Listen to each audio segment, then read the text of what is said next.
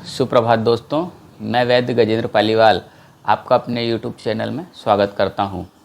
दोस्तों, आज हम बात करेंगे मल विसर्जन की। ये वीडियो ऐसे कितने लोग देख रहे हैं जो ये मानते हैं कि अगर सुबह की शौच अच्छे से हो जाए या आप अच्छे से फ्रेश हो लें तो पूरा दिन अच्छे से जाता है, और जिस दिन आप अगर अच्छे से फ्रेश नहीं हो पाते हैं तो पूरा दिन आपका या तो तनाव में जाता है या कुछ एक अजीब सा वाइब्रेशन आपके दिमाग में बना रहता है। तो कमेंट करके ज़रूर बताना। वीडियो थोड़ा लंबा होने वाला है क्योंकि इसमें हम थोड़ी सी डिटेल में बात करेंगे, तो अंत तक बने रहना। आखिरी में कुछ न कुछ अच्छा आप यहाँ से सीख कर जाएंगे। दोस्तों, आयुर्वेद के अनुसार शौच को तृतीय कर्म बताया गया है। पहला कर्म इष्ट वंदना, दूसरा कर्म उषापान और तीसरा कर्म शौच होना चाहिए, और ये तीनों ही कर्म उठने से 5 से 10 मिनट के अंदर हो जाना चाहिए। अब उषापान का जो समय है वो सूर्योदय के पहले का है, तो बहुत से लोग तो करते नहीं हैं, लेकिन ऐसे कितने लोग हैं जो इस बात पे गर्व करते हैं कि सुबह उठते से वो पानी पीते हैं और फिर पानी पीकर शौच जाते हैं। तो मैं आपको एक बात बताना चाहता हूँ कि पानी पीने का और शौच जाने का कोई आपस में कनेक्शन नहीं है। तो आप इस बात को अपने दिमाग से निकाल दीजिए कि पानी पीने से आपको शौच आ रही है। नहीं तो ये एक ऐसी बात हो जाएगी जैसे कुछ लोग बीड़ी पी के टॉयलेट जाते हैं, कुछ लोग तम्बाकू खा के जाते हैं, कुछ लोग सिगरेट पी के जाते हैं, वैसे ही आप लोग पानी पी के और शौच जा रहे हैं। देखिए, पानी पीना और शौच जाना दोनों अलग अलग प्रक्रियाएं हैं। आयुर्वेद के अनुसार पानी पीना एक अलग विषय है, उसके लिए हम कभी बाद में चर्चा करेंगे। सामान्य भाषा में मैं आपको बता दूं कि पानी पीना एक कूलेंट की तरह काम करता है, जो हमारी आंतों के और शरीर के तापमान को निर्धारित करने में बहुत सहायता करता है। तो आप लोग इस बात पे गर्व करना छोड़ दीजिए कि आप पानी पी के और शौच जा रहे हैं या फिर पानी पीने से आपको शौच हो रही है। ठीक है, अब हम आगे बात करते हैं कि आयुर्वेद क्या कहता है। देखिए, सुश्रुत संहिता में लिखा है, आयुष मुष्टि प्रोक्तम मलिदानाम विसर्जनम तदंत्र जनाद्मानो दर्गोवरव वारणम। अर्थात सुबह ही मलमूत्र और वायु को त्याग देने से उम्र बढ़ती है, क्योंकि आंतों का गुड़गुड़ाना, पेट का अफारा और भारीपन दूर हो जाते हैं। देखिए, सुबह उठते से शौच जाना बहुत अच्छे कर्मों में गिना जाता है, लेकिन मैंने बहुत से लोगों को ऐसा देखा है जो अपने शौच के वेग को भी रोक लेते हैं कि थोड़ा सा तेज़ हो जाए उसके बाद जाऊंगा। तो ये एक बहुत गलत प्रक्रिया है। आयुर्वेद के अनुसार किसी भी वेग को रोकना अभिशाप बताया गया है। अगर आप शौच के वेग को रोकेंगे तो शौच से संबंधित प्रॉब्लम आपके शरीर में आएगी। अगर आप मूत्र के वेग को रोकेंगे तो मूत्र से संबंधित रोगों की आपको प्रॉब्लम आने वाली है। तो आप अपने शरीर में वेग को रोकना, शौच के वेग को रोकना बंद कर दें। अगर कोई इस टाइप का कोई कार्य कर रहा है तो वो तत्काल बंद करें। आपको शौच आती है, आपको यूरिन आती है, आप तुरंत जाइए, 10 काम छोड़ के जाइए। और आगे मैं वेगों के संबंध में वीडियो लेकर आऊँगा, तो उसमें आपको मैं विस्तृत से उस बारे में बताऊँगा। अब जो लोग शौच को रोकते हैं उनको पेट दुखना, गुड़गुड़ाहट, आँव की शिकायत, पाइल्स, स्पेशली फिशर और फिस्चुएला, ये प्रॉब्लम ज़रूर होने लग जाती है। कुछ लोगों को मसे फूलना, वमन और सिर दर्द, चक्कर आना, एकदम से आँखों में अंधेरी आ जाना, इस टाइप की समस्याएं भी देखने में आ जाती है। तो आप थोड़ा सा ध्यान रखिए, शौच के वेग को रोकना बंद करिए। और आप लोग अपने बच्चों पर भी ध्यान रखिए कि अगर वो खेलने में लगे हुए हैं या टीवी देखने में लगे हुए हैं तो वो लोग शौच नहीं जाते हैं, तो उनको भी शौच का महत्व समझाइए। आधे रोग तो आपके सुबह जल्दी उठ के फ्रेश होने से ही ख़त्म हो जाएंगे। मैंने ऐसे भी बहुत सारे लोग देखे हैं जिनको मल आसानी से निकलता नहीं है, और उनका मल सूख जाता है और निकलने में बहुत ताकत लगाना पड़ती है। ऐसे भी बहुत सारे लोग हैं जो शौच जाते हैं तो उनको इतना ज़्यादा समय लगता है कि घर के पूरे सदस्य परेशान रहते हैं। वे जाके वहाँ पर मोबाइल चलाते हैं, कुछ लोग पेपर पढ़ के टाइम पास करते हैं, कुछ लोग जो है उन्होंने लाइब्रेरी ही वहाँ पर बना के रखी है। ये ऐसे अक्सर लोग होते हैं जो रात में जागरण अधिक करते हैं। इन लोगों का मल सूखने लगता है और मोशन में प्रॉब्लम आती है, मोशन टाइट होते हैं, तो फिर ये लोग ताकत लगाते हैं। तो देखिए, ताकत लगाने से मल तो बाहर आता नहीं है, उल्टा मसों पे जोर पड़ता है और मसे बाहर आना शुरू हो जाते हैं। फिर जिस दिन बॉडी में हीट ज़्यादा बढ़ती है या मल ज़्यादा सूख जाता है और जोर लगाता है पेशेंट, तो उसमें मल तो बाहर आएगा नहीं और मसे आ जाते हैं, एक अलग टाइप की परेशानी फिर आपको फेस करना पड़ती है। तो ताकत लगाना बंद करें। आप रात में जागरण वाला वीडियो हमारा देखें, उसमें हमने आहार श्रृंखला के बारे में बताया है। तो आपकी कुछ आहार श्रृंखला सुधरेगी तो आप लोगों को फ़ायदा होगा, दिनचर्या में कुछ सुधार करेंगे, छोटे छोटे चेंजेस हैं जो आपको फ़ायदा पहुंचाएंगे। तो वो वीडियो आप ज़रूर देखें। ऐसे लोग जिनको सोच में ज़्यादा समय लगता है, उनके लिए एक सबसे अच्छा उपाय ये है कि वो दिन भर थोड़ा थोड़ा पानी पीते रहें, और अगर रात में भी जाग रहे हैं तो थोड़ा थोड़ा पानी पीते रहें और अपनी आंतों के टेम्परेचर को नॉर्मल करते रहें। तो उससे क्या होगा कि आपका मल नहीं सूखेगा और आपकी जो सोच जाने का समय है वो धीरे धीरे कम होने लगेगा। और आहार श्रृंखला आप देख लेंगे जाकर, तो उससे आपको बहुत फ़ायदा होगा। इसके अलावा ऐसे भी बहुत से मरीज आते हैं जो हमसे ये शिकायत करते हैं कि भाई साहब, हम सोच जाके बैठते हैं, थोड़ी सी भी ताकत लगाते हैं तो वीर्य आ जाता है, धातु निकल जाती है। तो ऐसे लोगों को भी अपने डाइजेशन पे बहुत ज़्यादा ध्यान देना चाहिए। मिर्च मसाले से संबंधित भोजन को कुछ कम करना चाहिए और सोने का समय और भोजन का समय निश्चित करना चाहिए। इससे बहुत हद तक इस परेशानी में राहत मिलेगी। और आंतों के टेम्परेचर को मेंटेन करने के लिए पानी पीते रहना चाहिए। तो आपकी इस समस्या से आपको राहत मिलेगी। और अगर फिर भी अगर राहत नहीं मिलती है तो आप किसी स्थानीय वैद्य से संपर्क करें, या फिर आप हमसे भी संपर्क कर सकते हैं। देखिए, आयुर्वेद के अनुसार प्रतिदिन शौच जाना बहुत आवश्यक कर्म है और ये एक नित्य किया जाने वाला कर्म है। लेकिन आयुर्वेद इसके समय पर भी बहुत विशेष ध्यान देता है। प्रतिदिन आप उठने के बाद कितनी देर में शौच जा रहे हैं और कितनी देर में वहाँ से आ रहे हैं, इस बात पर ही आपका पूरा दिन डिपेंड करता है और इसी बात पर आपका स्वास्थ्य भी निर्भर करता है। तो इस आदत को आपको सुधारना चाहिए। अगर उठते से आप सोच जा रहे हैं और जल्दी फ्रेश होकर आ जाते हैं तो ये एक बहुत अच्छी प्रक्रिया मानी जाएगी। अब हम बात करते हैं उन लोगों की जिनको कॉन्स्टिपेशन की प्रॉब्लम हमेशा से बनी रहती है। देखिए, बहुत से लोग ऐसे हैं जो कॉन्स्टिपेशन के लिए कंटिन्यूएशन में कॉन्स्टिपेशन के चूर्ण लेते हैं, या कोई मेडिसिन लेते हैं, या कोई एलोपैथिक मेडिसिन लेते हैं, कुछ लोग टेबलेट्स लेते हैं। तो उन लोगों के लिए मैं आपको बताना चाहता हूँ कि कॉन्स्टिपेशन मतलब ये तब होता है जब आपकी आंतें प्रॉपर वर्क नहीं कर रही है।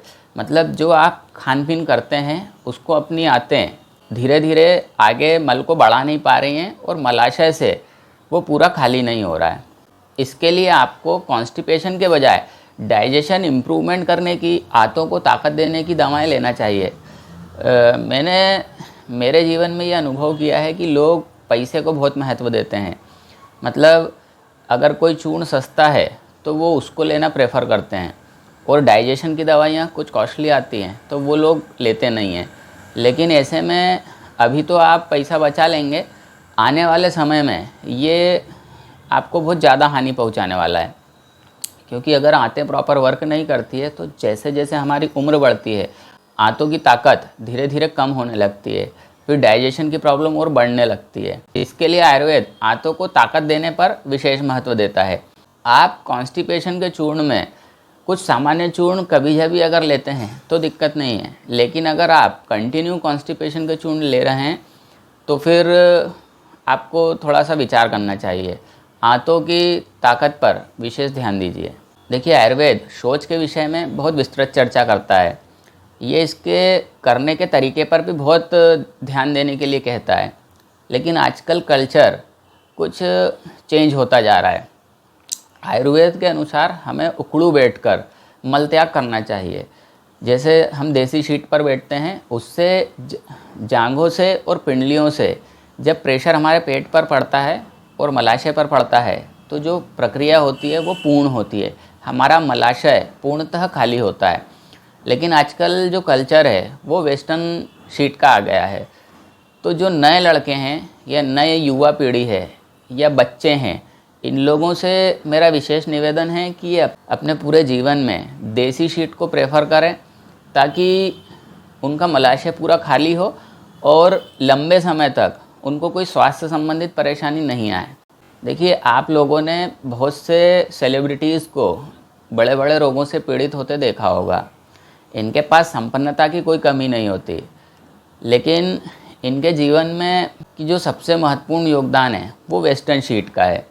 देखिए, जो पहला कर्म है अगर वही सही नहीं हो रहा है तो आप लोगों का पूरा दिन खराब रहता है।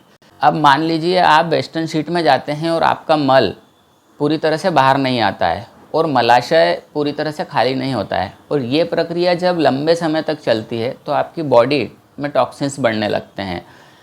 अब जब टॉक्सिन्स बढ़ते हैं तो आपका ब्लड जो है वो अम्लीय होने लगता है, और फिर अम्ल जो है वो कई प्रकार के रोगों को पैदा करता है। उसमें से कैंसर जैसे रोग बहुत ज़्यादा प्रमुख रूप से हमको देखने को मिलते हैं।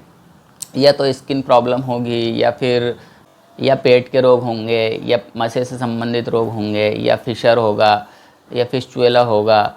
तो देखिए, रोग कोई भी होगा उसी कारण से, अगर आपका मलाशय पूरी तरह से खाली नहीं होगा। तो हमारा शौच करने का तरीका बहुत इम्पॉर्टेंट है। इसको आपको, अगर आप वेस्टर्न शीट में जाते हैं तो आपको सुधारना चाहिए।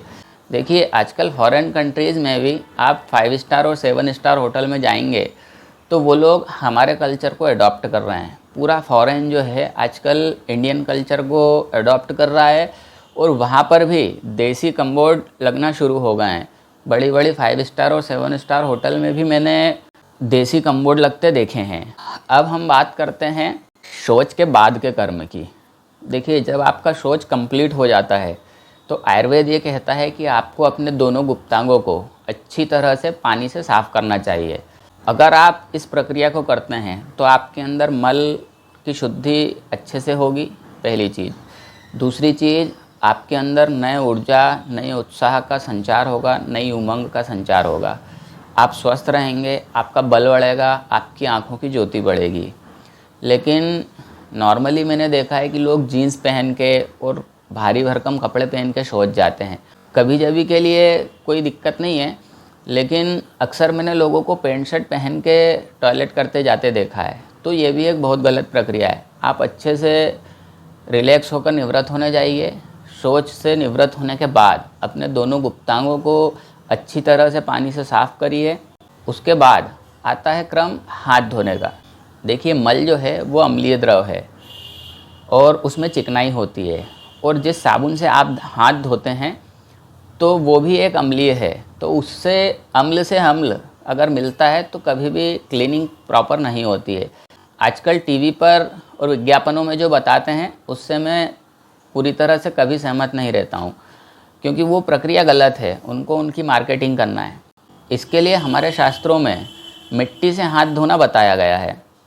क्यों बताया गया है? क्योंकि मिट्टी एक क्षारीय तत्व है। जब अम्ल और क्षार मिलते हैं तो जो अम्ल है वो पूरी तरीके से नष्ट हो जाता है।